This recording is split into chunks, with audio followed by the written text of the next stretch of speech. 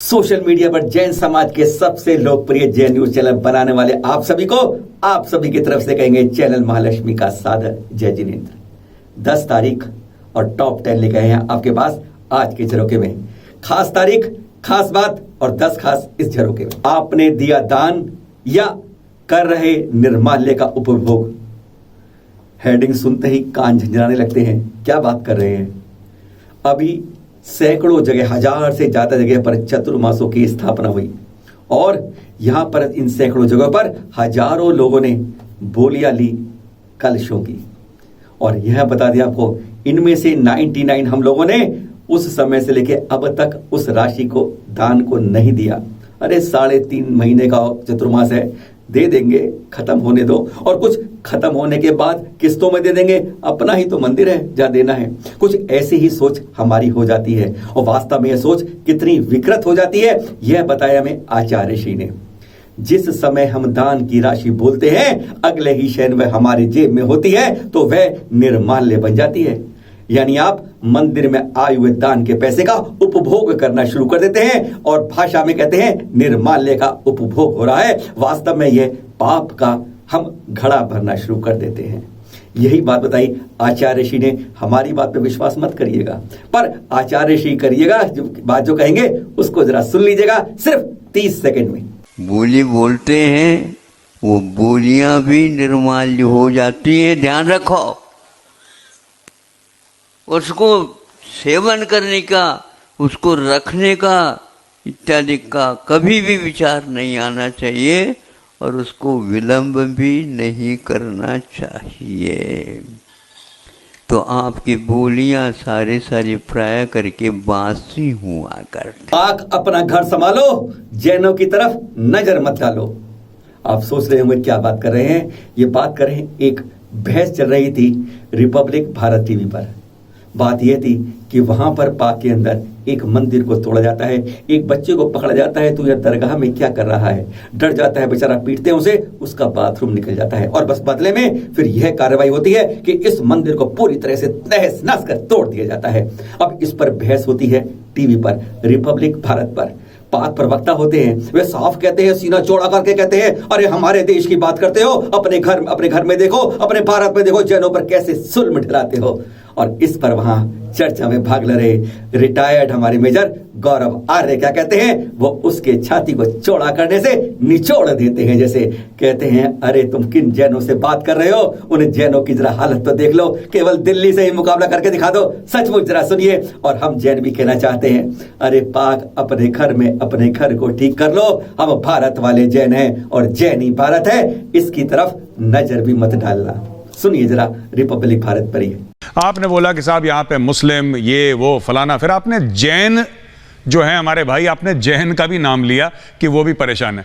Sir सिर्फ अगर दिल्ली के, आप बाकी छोड़ दीजिए, सिर्फ अगर दिल्ली के जैन हमारे भाई हैं, बहन है, अगर वो इकट्ठा हो गए ना दिल्ली के, तो सर पाकिस्तान का जितना फॉरेन डेट है वो चला जाएगा एक दिन के अंदर। सिर्फ जैनियों के पास इतना पैसा है, बाकी कम्युनिटी छोड़ दीजिए। मैं सिर्फ, आपने जैनों का नाम लिया इसलिए मैं आपको जैन के साथ बता रहा हूं कि सिर्फ दिल्ली के जैनी अगर एक, जिसको कहते हैं ना, बक्से में पैसा डालना शुरू करें सर, पाकिस्तान का फॉरेन डेट गायब हो जाएगा रातों रात। इतना पैसा उस कम्युनिटी के पास। और पैसा कैसे है सर?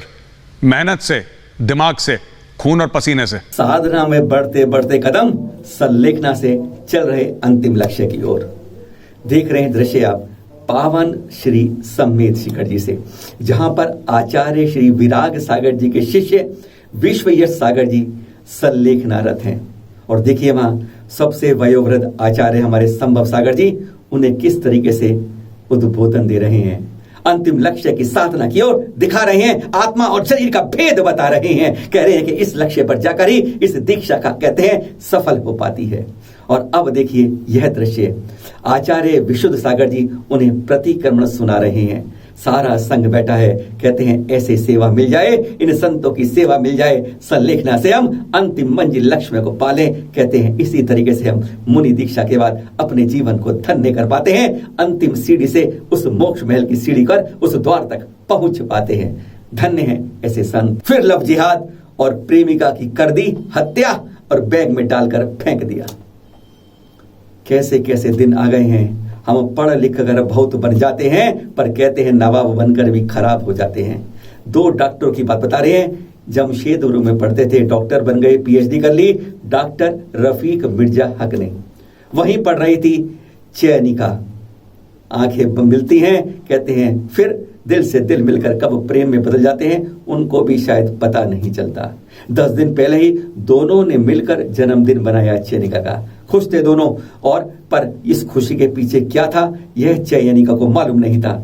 उसके परिवार वाले भी सोच रहे थे बड़ी हो गई है, डॉक्टर है, दोनों सही होंगे, क्या करना है, वह भी कुछ नहीं कह पाए।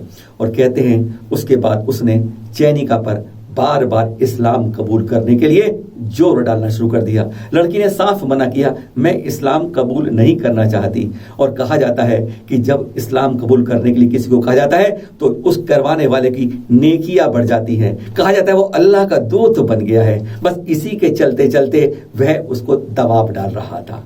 आसमानी किताब में लिखा हुआ है कि जब कोई काफिर यानी गैर मुस्लिम इस बात को नहीं मानता है तो उसे मार देना भी जायज कहा जाता है। कहते हैं वो गुनाह नहीं किया उसने, बस इसी के चलते कहते हैं उस किताब की उल्टी बातों को चलते चलते वह उसकी हत्या कर देता है और फिर लाश को एक ट्रॉली बैग में डालकर फेंक देता है। जब बैग खुलता है तब किसी तरह मालूम चलता है कि चयनिका के साथ ये क्या हुआ। हम जैन हिंदू लोग इस बात को नहीं समझ पाते हैं। कहते हैं धर्म और जात हमें इतना फर्क डालती है, हम आंख पट्टी बंद करके दूसरे के बहकावे में आ जाते हैं और इल्जाम में भुगते क्या है कि हम मौत के दरवाजे पर अपनों को ही पा जाते हैं।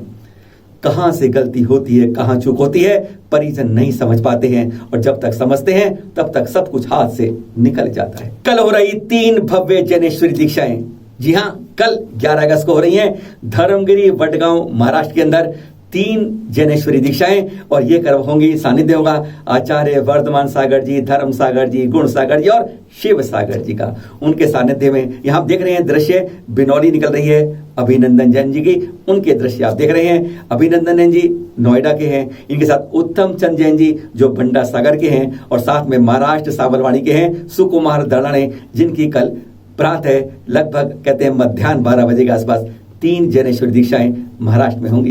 कहते हैं एक नया जन्म होता है जब इस संसार को छोड़ के हम दीक्षा के मार्ग पर मुनि दीक्षा लेकर हम आगे बढ़ना शुरू करते हैं। संतों का आशीर्वाद ला इलाज को कर दे पूरा इलाज। आंदेश्वर तीर्थ की बात करते हैं हम, जहां आचार्य श्री सुनील सागर सत्संग का चतुर्मास चल रहा है। वहीं पर स्वाध्याय कक्ष की ओर आचार्य श्री जा रहे थे कि सर्वयश जी वहीं पर थे, हाथ में एक गोरैया चिड़िया को थामे हुए थे। वे कह रहे थे गुरुवर ये चिड़िया यहाँ पे घंटों से बैठी थी, फड़ फड़ा रही थी, अब इसने फल फड़ाना भी बंद कर दिया है, जैसे इसका अंतिम समय निकट आया है।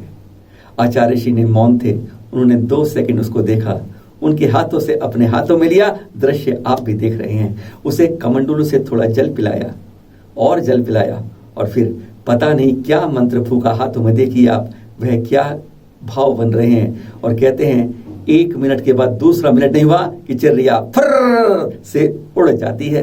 यही तो कहते हैं, यही हमारे संतों का आशीर्वाद का चमत्कार होता है। जहां ला इलाज होता है वहीं पर आकर यहाँ इलाज होता है। हाँ, आज का पावन दिन शुरू में बात की थी, अब बताते हैं श्रावण शुक्ल द्वितीया आज, और आज है 5वें तीर्थंकर श्री सुमतिनाथ जी का गर्भ कल्याणक दिवस। जी हाँ, आज ही के दिन जयंत विमान में अपनी आयु पूरी कर स्वर्ग के अंदर से इस धरा पर आए थे अयोध्या में, जहां पर राजा मेघप्रभ की महारानी मंगला देवी के घर में आए थे आप आज के दिन।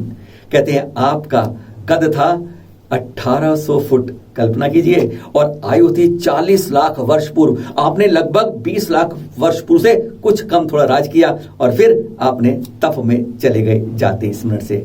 बोलिए 5वें तीर्थंकर श्री सुमतिनाथ भगवान जी के गर्भ कल्याण की जय जय जय। और जगह जगह बनेगा मोक्ष कल्याणक दिवस आने वाले रविवार को, पावन दिन, डबल दिन, 75वां सोना दिवस और शरीर और आत्मा का भेद करने वाले हमारे 23वें तीर्थंकर का मोक्ष दिवस है, मोक्ष कल्याणक, मोक्ष सप्तमी कहते हैं। और इसी दिन दिल्ली के पल्ला भक्तावरपुर में आचार्य श्री सौभाग्य सागर जी के आशीर्वाद से जो अपना श्री मुन्न सुव्रत भगवान तीर्थ का है ना तीर्थ है, वहां पर भी मोक्ष सप्तमी मनाई जाएगी।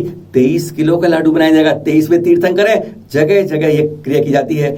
सम्मेद शिखर जी में होगी और दिल्ली में होगी, वहां जा नहीं सकते, यहां तो आ सकते हैं। इस तरीके से जगह जगह मंदिरों पर रवाना होगी। यहां पर श्री मुनि सुव्रत भगवान के तीर्थ के इस जगह पर आचार्य श्री सौभाग्य से सबके पावन आशीर्वाद से यह आयोजना की जा रही है।